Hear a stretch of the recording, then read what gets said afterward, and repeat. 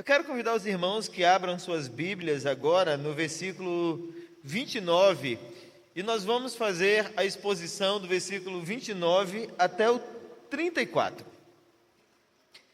O nosso texto diz o seguinte, Marcos, capítulo 1, de 29 a 34. Depois que Jesus saiu da sinagoga com Tiago e João, foram à casa de Simão e André.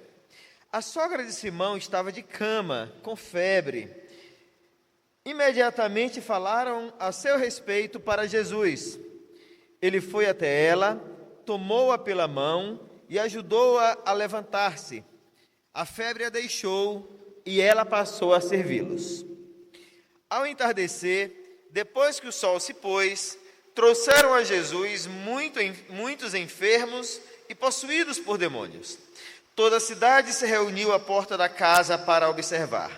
Então Jesus curou muitas pessoas que sofriam de diversas enfermidades e expulsou muitos demônios. Não permitia, porém, que os demônios falassem, pois sabiam quem ele era. Irmãos,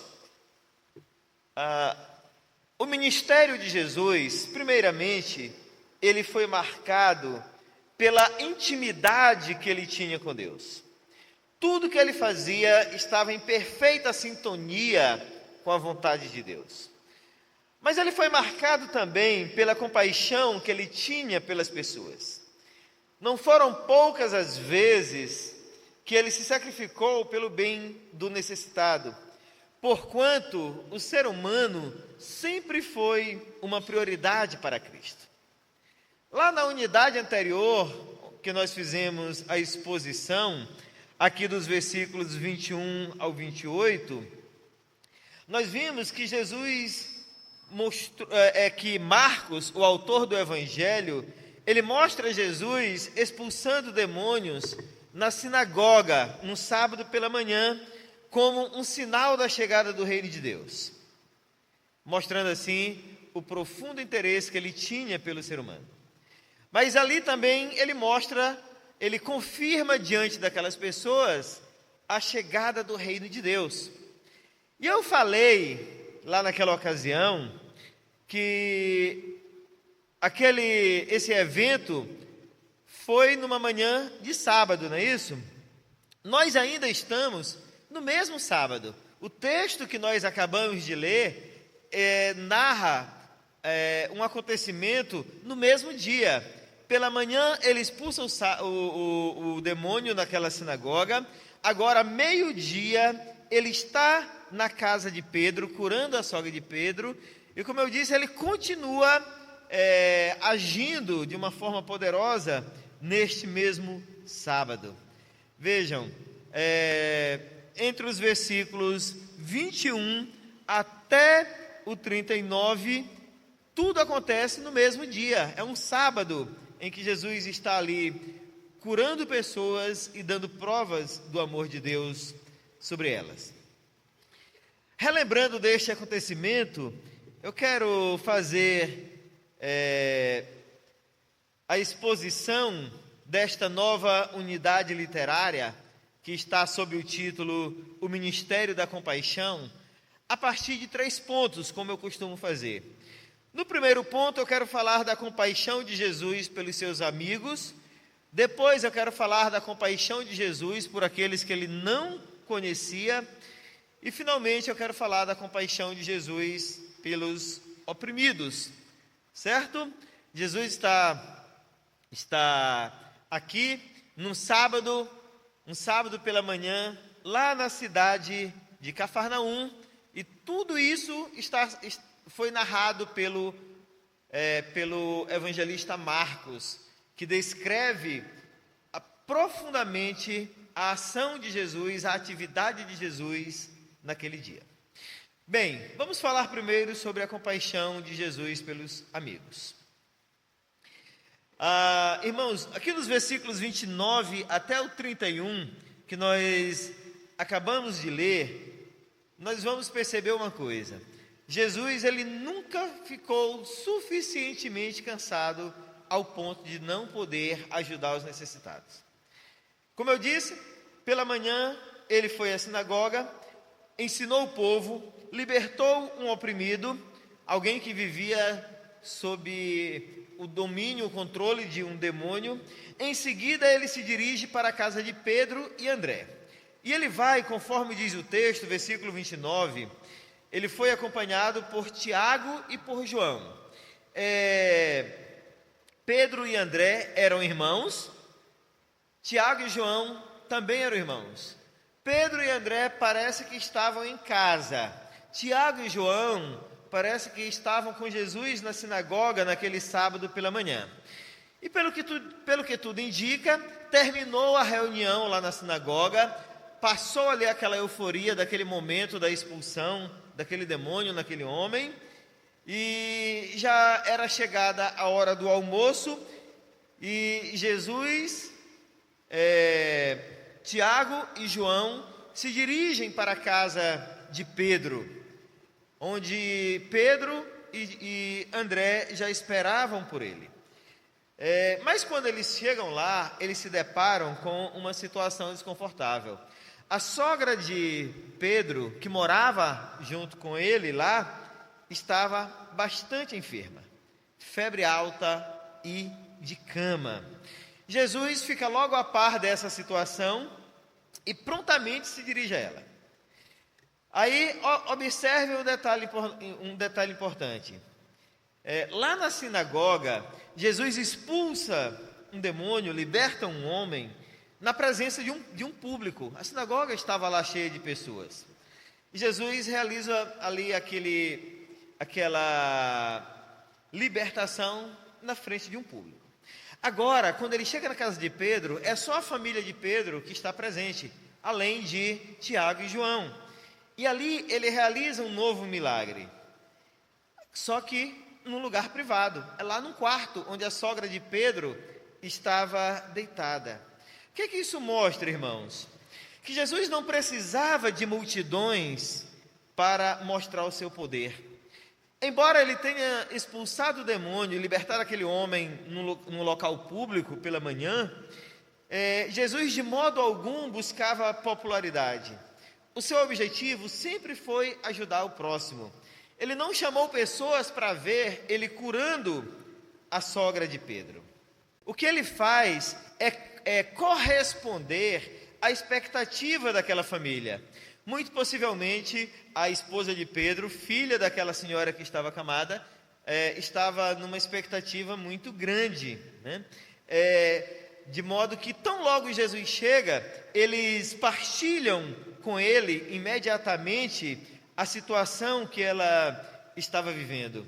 E quando a esposa de Pedro e talvez o próprio Pedro conversam com Jesus sobre a situação daquela mulher que estava muito enferma, isso daqui mostra uma confiança muito grande que eles tinham em Jesus. Eles imaginavam que a cura de fato estava em Jesus Cristo. Por isso, tão logo Jesus chega, eles se dirigem imediatamente a Ele. E é importante observar, irmãos, que, como eu disse, o poder de cura de Jesus não dependia da quantidade de pessoas. Ele curava de igual modo, libertava de igual modo na privacidade de uma casa, de um quarto, onde certamente não haveriam ali pessoas para se admirar, para aplaudir, para dizer, olha como este homem é poderoso. Bem ali na privacidade daquela casa, ele realiza uma cura maravilhosa. Mas, aqui olhando para a sogra de Pedro, o que é mesmo que aquela mulher tinha? O texto diz que ela estava de cama, né? O sentido original aqui, irmãos, quer dizer que ela estava profundamente prostrada. Ela realmente estava com uma enfermidade muito grave. A palavra que Marcos usa aqui, quando diz que ela estava com febre, é algo do tipo, ela estava pegando fogo. É uma palavra que era usada não somente para quando se estava com febre, mas quando alguma coisa estava ardendo no fogo. Isso significa dizer, a importância da gente perceber isso, conhecer isso, é para que a gente entenda que a sogra de Pedro estava com uma febre muito perigosa, ao ponto de causar transtornos terríveis na vida dela. Ela estava realmente prostrada, ela estava realmente impossibilitada de sequer se levantar. Era realmente uma enfermidade séria. Se nós olharmos para o texto de uma forma assim relapsa, talvez a gente pudesse imaginar que era uma febre qualquer e que ela logo passaria daquele problema. Mas a gente vai entender a gravidade daquela mulher quando nós olhamos um pouco de uma forma mais detida para o momento, para o contexto no qual eles estavam inseridos ali.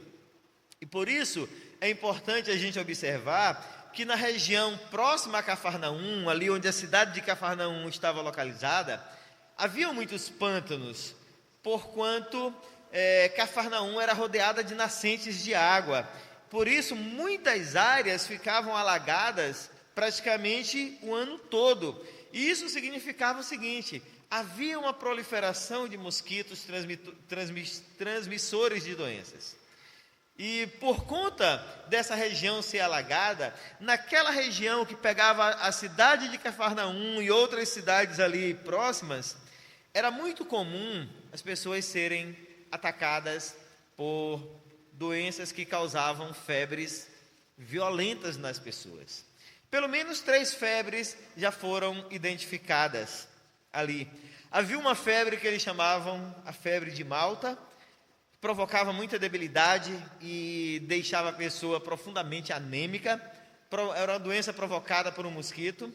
Havia a febre tifoide, que também era uma febre comum, muito frequente naquela região. E havia uma outra febre que nós também conhecemos muito bem, que era a febre da malária, transmitida por esses mosquitos. E a malária era um problema comum lá em Cafarnaum. Cafarnaum era uma cidade que ficava num clima subtropical, que facilitava a presença do mosquito transmissor. Ela ficava ali bem na proximidade da foz do Rio Jordão, cerca de 8 quilômetros somente. E por conta de ser um ambiente úmido, com muitas áreas alagadas, ali proliferavam mosquitos de todo tipo. Diante desse cenário, irmãos, eu estou contando tudo isso para dizer que é muito provável que a sogra de Pedro estivesse sofrendo de malária. E quem já pegou malária, não sei se tem alguém aqui que já passou por essa experiência, mas quem já pegou malária sabe como a malária maltrata, causa febres ao ponto de fazer a pessoa ter alucinação. E é por conta desses fatores que Pedro e sua família estavam muito preocupados com a saúde da sogra dele. Eles realmente estavam com um problema muito grande. Por isso que quando Jesus chega na casa de Pedro para almoçar, eles correram para Jesus acreditando que nele estaria a solução do problema. E aqui, queridos, o texto fala assim de uma forma simples e profundamente maravilhosa. Olhem o que diz o versículo 31. Ele foi até ela, tomou-a pela mão e ajudou a levantar-se. A febre a deixou e ela passou a servi-los. Interessante, irmãos, que de todas as curas relatadas nos evangelhos sinóticos, essa aqui é a mais simples e é a que conta menos detalhes. O texto diz simplesmente que Jesus a tomou pela mão e ela foi curada. E a prova de que ela foi curada é que imediatamente ela se levantou e passou a servir o almoço. Ela não foi passando a febre gradualmente. A disposição não foi voltando aos poucos.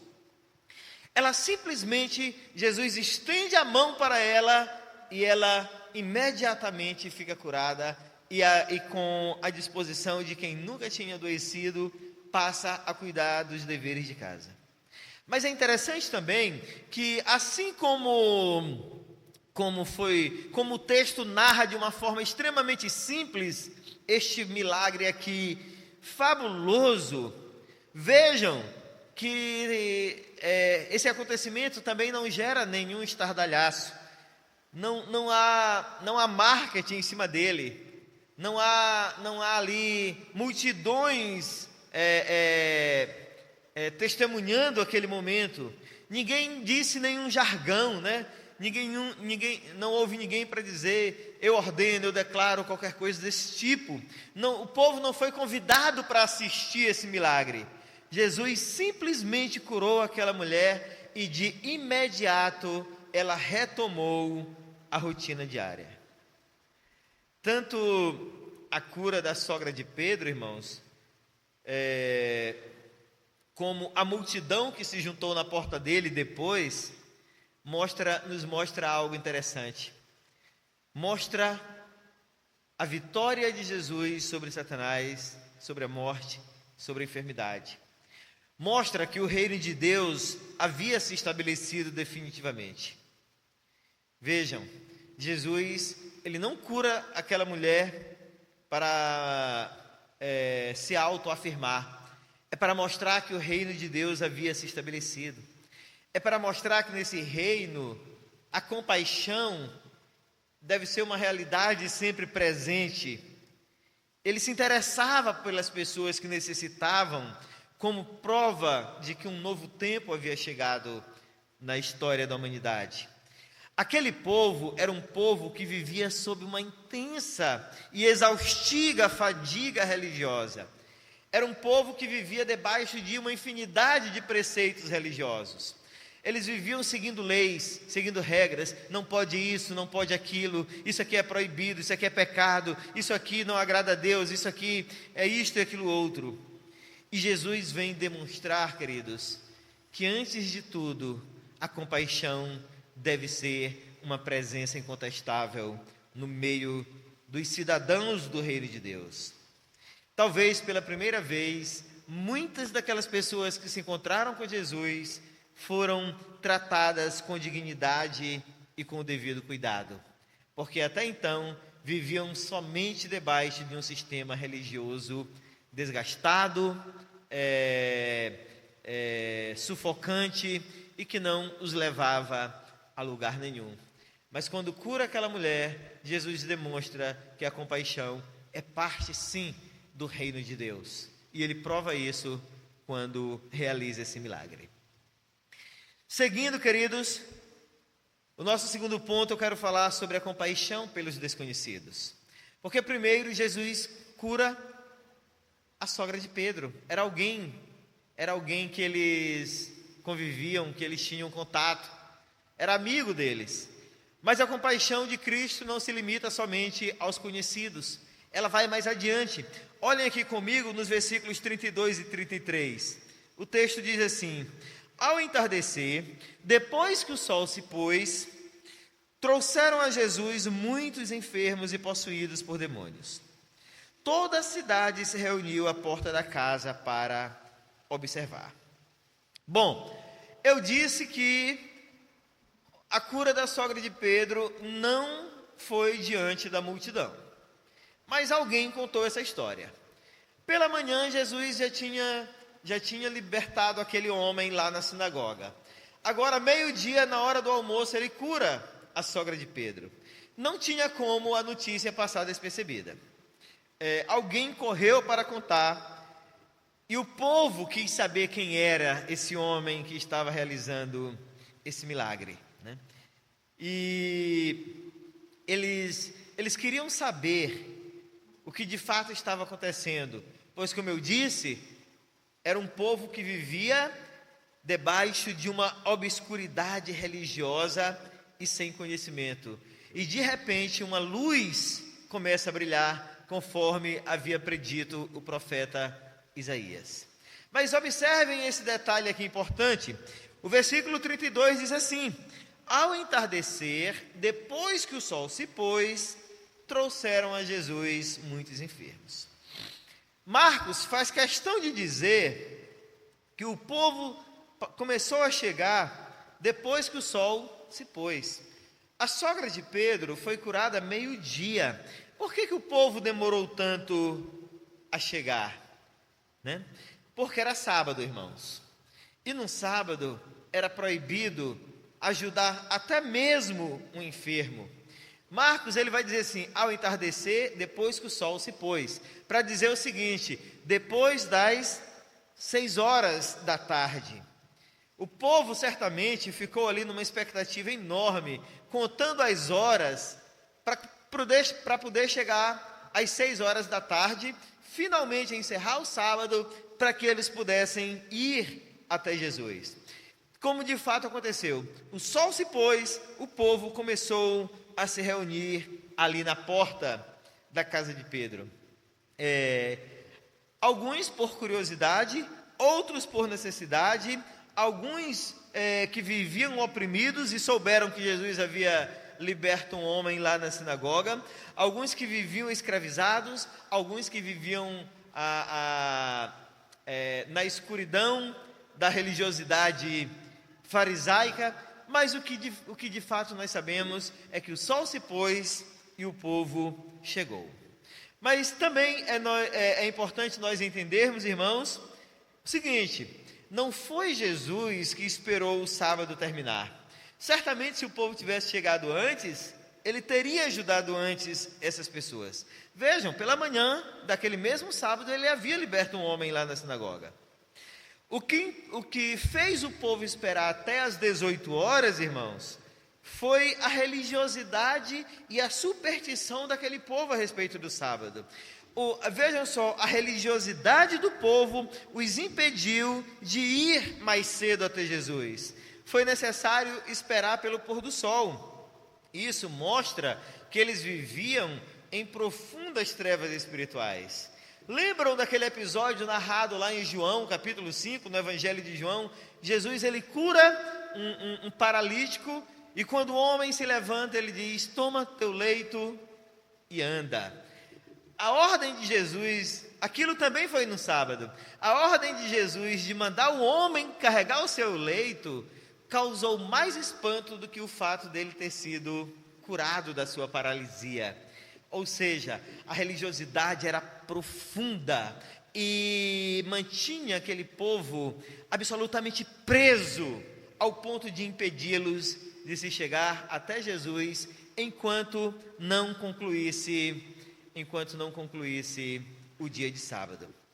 Um detalhe interessante é que Marcos, ele vai dizer, que alguns foram levados até Jesus, enfermos e possuídos foram conduzidos até Jesus. Certamente muitos daqueles que foram para a porta de Pedro foram pessoas que sequer tinham condições de se locomover sozinhos, mas mesmo assim se esperou que o sábado terminasse para que eles pudessem ser levados, porque a lei proibia até mesmo de ajudar alguém em necessidade no dia de sábado. Algumas daquelas pessoas eram pessoas que se tornaram fardos nas suas casas, eram pessoas que viviam numa condição de dependência total dos seus familiares, e eles viram ali uma oportunidade de se livrar daquele problema, levando tais pessoas até Jesus para que fossem curadas. E aí, o alvoroço, o movimento foi tão grande ali, que Marcos escreve fazendo aqui o uso de uma hipérbole no versículo 33, quando ele diz: toda a cidade se reuniu à porta da casa para observar. Quando Marcos usa essa hipérbole, ele quer deixar evidente, ele quer chamar a atenção para o fato de que uma grande multidão buscava saber dos últimos acontecimentos ali na cidade de Cafarnaum. Cada um por seu motivo, Fosse por necessidade, fosse por curiosidade, fosse por solidariedade, No caso daqueles que levaram os enfermos até a porta da casa de Pedro. Mas o que é fato é que, de repente, no entardecer ou no anoitecer, anoitecer do sábado para nós e já no domingo para os judeus, um grupo numeroso de pessoas se reuniu ali. E Marcos vai dizer que entre esses haviam pessoas endemoniadas, Para muitos, muitos estavam ali vendo em Jesus a última esperança para se livrar desse problema, né? E como talvez alguns sequer estivessem endemoniados, mas estavam ali à espera ou na esperança de se livrarem de algum distúrbio, algum transtorno mental, qualquer coisa desse tipo. Ali no meio daquela multidão, irmãos, assim como acontece ainda hoje, havia muita superstição a respeito desse assunto, né? Mas o que Marcos chama a atenção é que haviam enfermos, haviam possessos, havia gente de todo jeito ali. O que eles queriam, na verdade, eram ter os seus problemas resolvidos. E de repente, irmãos, Jesus, que era um homem que passava despercebido ali pela maioria das pessoas, vivia de uma forma um tanto pacata ali na cidade de Cafarnaum. À medida que começou a manifestar o seu poder, a dar provas de que ele era o Filho de Deus, a cidade de Cafarnaum começa a entrar em ebulição, né? Houve ali um despertamento. Observem, quando Jesus começa a realizar o seu ministério, começa a haver ali um despertamento da miséria e do desespero da humanidade. As pessoas começaram a ver em Jesus a sua última esperança, começaram a ver em Jesus aquele que finalmente poderia resolver os seus problemas, né? Pessoas que não prestavam atenção em Jesus, pessoas que não sabiam quem ele era, agora estavam ali em busca da sua ajuda. E ainda assim, mesmo que fossem desconhecidas, Marcos vai dizer que Jesus curou e libertou aqueles que estavam doentes ali. É importante nós observarmos, irmãos, o fato de que naquela libertação que ocorreu pela manhã lá na sinagoga, observem bem isto: Jesus ele estava ali rodeado dos judeus religiosos, aqueles que iam regularmente à sinagoga, todos os sábados pela manhã. Eram aqueles que estudavam a lei de forma um tanto escrupulosa. Agora no anoitecer do dia, ele estava junto dos excluídos. Afinal de contas, nós sabemos que pessoas com problemas mentais, com doenças contagiosas, pessoas com algum distúrbio, pessoas pessoas possessas e que tinham outras limitações, eram pessoas que viviam à margem da sociedade. Eles não eram aceitos no templo, eles não eram aceitos na sinagoga, muitos inclusive eram excluídos pela própria família. Os leprosos, por exemplo, viviam fora da cidade, porque sequer era permitido que eles frequentassem o lugar que as outras pessoas frequentavam. Então vejam, foram essas pessoas que não tinham a oportunidade de ir à sinagoga e que, consequentemente, não viram Jesus lá naquele sábado pela manhã, que agora estavam afluindo em multidões para a porta de Pedro no final do dia. Certamente, quase que todos eles, pessoas desconhecidas de Jesus. Mas observe o detalhe, que foram pessoas que foram recebidas com a compaixão que ninguém mais na cidade era capaz de lhes oferecer. Eram pessoas que, muitos destes, certamente, vagueavam por Jerusalém, vagueavam por Cafarnaum. Outros que viviam abandonados, longe da família. Pessoas, alguns talvez sequer tenham conhecido os familiares, porque viviam desde cedo perambulando pelas ruas da cidade. Então vejam que se pela manhã Jesus está entre os religiosos, agora no final do dia ele está curando os excluídos, ele está dando atenção para aqueles que passavam despercebidos, que não eram aceitos e que eram rejeitados pela sociedade religiosa, que não tinha problemas de doenças, que não viviam dificuldades. mas Jesus está ali, junto deles, mostrando uma profunda compaixão por aquelas pessoas. Isso mostra, portanto, queridos, que a compaixão de Cristo não era somente por aqueles que ele conhecia, mas era também por aqueles que viviam excluídos. Era uma compaixão que se estendia também aos desconhecidos. E o nosso terceiro ponto, irmãos, se encerra aqui no versículo 34, com Jesus dizendo: então Jesus curou muitas pessoas que sofriam de diversas enfermidades e expulsou muitos demônios. Não permitia, porém, que os demônios falassem, pois sabiam quem ele era. Irmãos, o tema da possessão demoníaca, é um assunto bem discutido. Nunca houve unanimidade. Por isso, o que nós podemos fazer é apresentá-lo à luz daquilo que a Bíblia diz, né? Um renomado estudioso, tanto da Bíblia como da psiquiatria, chamado J.D. Milner, foi um homem com uma experiência muito vasta no tratamento psiquiátrico. E entre muitos artigos e muito material que ele escreveu, ele diz que ele acreditava na possibilidade de pessoas ficarem possessas, mas ele nunca encontrou um caso semelhante àqueles que o Novo Testamento descreve. A declaração de J.D. Milner, irmãos, serve para nos balizar, serve para balizar a igreja a respeito desse assunto, porque afinal de contas o cenário que nós encontramos é de uma banalização a respeito da possessão demoníaca. O que nós encontramos é assim uma caricatura muito ridícula do que é possessão demoníaca.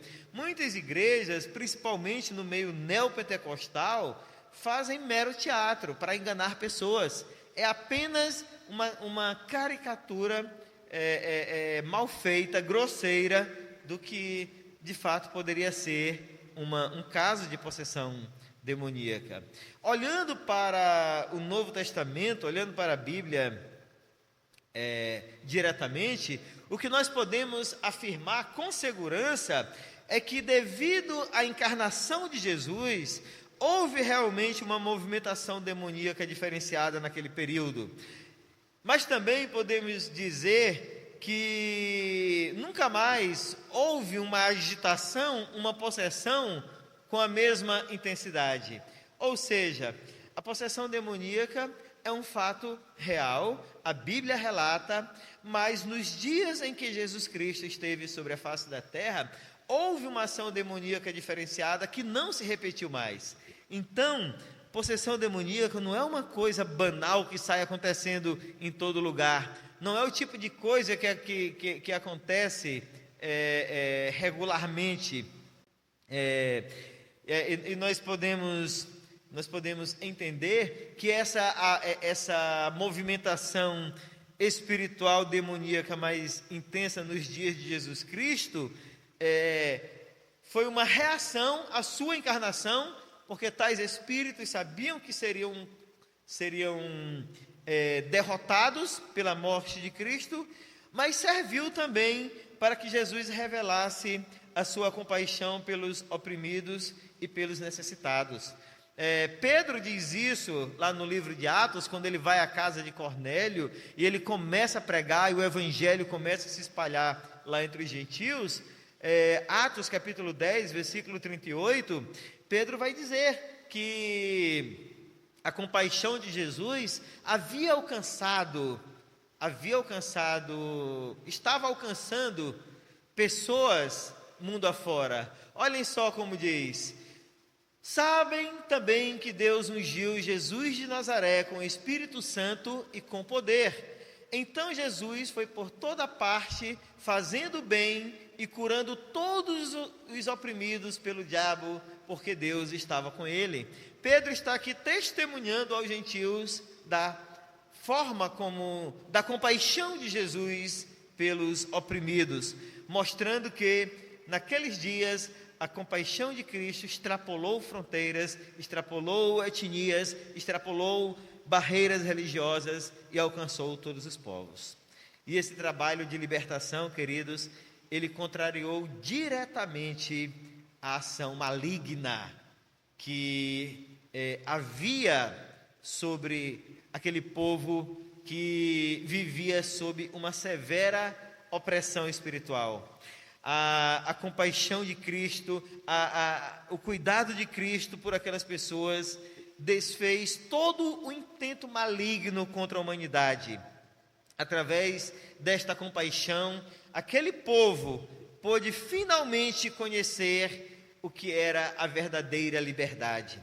Aquela liberdade que chegou à sua plenitude lá na cruz do Calvário, quando Jesus derramou seu sangue, estava ali sendo oferecida àquele povo. E com isso, as hostes malignas, os intentos malignos de Satanás estavam sendo derrotados. Mas também, queridos, é importante que nós observemos que, ao contrário do que se costumeiramente nós vemos hoje, Jesus, ele não expulsava demônios, nem realizava milagres para chamar a atenção para si próprio. Ele sequer permitia que os demônios falassem a seu respeito. O testemunho deles não interessava, pois mesmo que eles falassem o que era fato, né? Jesus, o Filho de Deus, eles não eram mensageiros de Deus. Por isso eles não tinham autorização para falar de Cristo. Quando Jesus, e aqui quando Marcos escreve dizendo que Jesus mandava que os demônios se calassem, né? Como ele diz aqui no versículo 25, cale-se. A palavra calar aqui significa fique amordaçado. Não abra sua boca. É como Jesus está dando uma ordem para que eles trancassem a sua boca. Quando Jesus diz isso, irmãos, primeiro ele estava demonstrando a sua autoridade sobre os demônios. E estava dizendo também ao povo que eles deveriam crer no que Jesus ensinava e não naquilo que os demônios estavam dizendo sobre ele. Eles deveriam crer era na mensagem de Cristo, porque as palavras dos demônios, por mais que fossem certas, não eram dignas de credibilidade. Jesus mandava que eles se calassem, porque quem haveria de revelar a sua própria identidade, a sua identidade, era o próprio Cristo. Era Jesus que estava anunciando que ele era o Salvador, e ele iria fazer isso da forma certa e no tempo certo, e não na forma e no tempo que Satanás queria impor. Vejam como essas manifestações caricatas que a gente vê por aí, elas estão completamente contrárias ao que a Bíblia ensina. O que nós encontramos hoje é pessoas, pastores, entrevistam o demônio, perguntam o nome do demônio, o demônio conta a história dele todinha, é aquele teatro, é aquela coisa horrível, sabe? É antibíblica, grosseira, e que só serve para enganar os que não conhecem as Escrituras. Os irmãos devem lembrar, lá em Atos, no capítulo 16, quando Pedro e Silas estão na cidade de Filipos, né? Todo dia quando eles iam pregar ao povo, aparecia aquela mulher adivinhadora, que ficava dizendo, olha, esses homens são mensageiros do Deus vivo. Um dia Paulo olha para aquela mulher e manda e repreende o espírito que habitava nela, e o espírito saiu. Por que Paulo faz isso? Por que Paulo não aceita o testemunho daquela mulher, já que ela estava falando o que era certo? Porque as palavras dos demônios, mesmo que sejam corretas, mesmo que eles estejam falando o que é um fato, não são dignas de credibilidade. Eles não são mensageiros de Deus, por isso eles não têm autorização para falar no nome de Cristo. Vejam, irmãos, o perigo que há nisso. Ao querer exaltar a Cristo, através dessas declarações, como nós podemos ver aqui no versículo 24, né? Lá na sinagoga, aquele homem endemoniado está dizendo, sei quem é você, o Santo de Deus. Ele falava um fato real, né? Mas a intenção por trás dessas palavras aqui, irmãos, a intenção sorrateira de Satanás era que as pessoas seguissem Jesus não pelo que ele é, mas por aquilo que ele poderia lhes oferecer. Satanás está aqui sorrateiramente levando ao ouvido das pessoas a ideia aqui sutil, né, perigosa, de que elas deveriam seguir a Cristo porque elas poderiam ser curadas, porque elas poderiam ser beneficiadas de alguma maneira, porque elas poderiam ter os seus problemas resolvidos. Satanás está aqui tentando convencer sorrateiramente aquelas pessoas para que elas olhassem para Jesus mediante os bens e as curas que eles poderiam obter deles, mas que continuassem cegos quanto à salvação e a verdade que haveria de libertá-las. Satanás aqui, através dessas declarações demoníacas, está dizendo a verdade, assim como ele fez com Jesus na tentação, mas de forma deturpada e sorrateira. Ele disse: olha, esse homem é o Filho de Deus, olhem para ele, sigam ele. Mas a sua intenção sigam ele pelo que vocês podem receber dele, e não pelo que ele é de fato, não pela salvação que ele pode lhes dar. E com isso ele tentava deturpar a imagem de Jesus para aquelas pessoas. Jesus, queridos, finalmente mostra autoridade sobre Satanás e seus demônios, ordenando que todos se calassem. Enquanto isso, ele liberta pessoas oprimidas, cura outros e traz paz ao coração daqueles que viviam aflitos. E assim, irmãos, enquanto a noite avança, lá na cidade de Cafarnaum, Jesus mostrava compaixão pelas pessoas e dava o testemunho de que realmente ele era o Messias prometido pelos profetas do Antigo Testamento. Desse modo, a noite se encerra, mas os acontecimentos ainda não terminaram. Acontecimentos esses que a gente vai falar na próxima pregação, se Deus assim o permitir. Mas encerrando a noite por aqui, com a cura de muitas pessoas, com a libertação de tantas outras, eu quero trazer as aplicações de praxe para a nossa vida a partir desse texto. E a primeira aplicação, irmãos, é que a compaixão de Jesus pelos amigos mostra que o relacionamento dele para conosco vai para muito além do culto. Pedro, André, a sogra de Pedro, a esposa de Pedro, eles não se limitavam a confiar em Jesus somente no momento de culto. Pelo contrário, o relacionamento deles, a confiança deles com Cristo, se estendia tanto para casa quanto para qualquer outro lugar. Aonde se fizesse necessário, o coração deles descansava no Senhor. Eles não estavam voltados para Cristo somente ali enquanto Jesus pregava. Na hora do almoço, eles buscam a Cristo confiando que Ele haveria de socorrê-los, como Ele de fato fez, curando a sogra de Pedro ali naquele momento. Portanto, irmãos, a nossa confiança e a certeza da compaixão de Cristo por nossas vidas é algo que deve nos cercar em cada momento e em cada situação. A segunda aplicação que eu quero fazer, irmãos, é que mesmo os que não fazem parte da igreja precisam da compaixão de Cristo. A compaixão do Senhor não se restringe somente ao templo, ao horário do culto ou àqueles que frequentam o culto. A mensagem de esperança deve chegar àqueles que ainda não ouviram a respeito dele e até mesmo àqueles que ainda o rejeitam. Afinal de contas, irmãos, são pessoas carentes de conhecer o Cristo que liberta e que cura, tanto das enfermidades físicas quanto das enfermidades espirituais.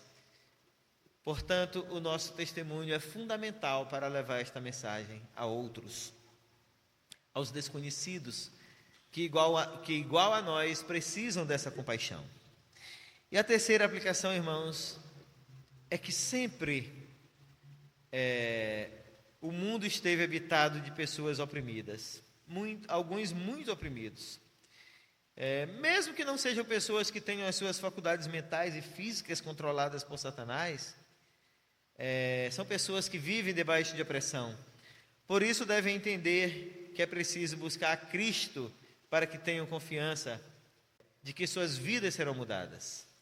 São pessoas que precisam mudar velhos hábitos, abandonar antigos pecados, se libertar de maus costumes, abandonar valores, palavras e atitudes torpes, para que finalmente possam ser capazes de perdoar, de desfrutar da comunhão com o próximo, de desfrutar da comunhão com Cristo, de desfrutar da liberdade cristã.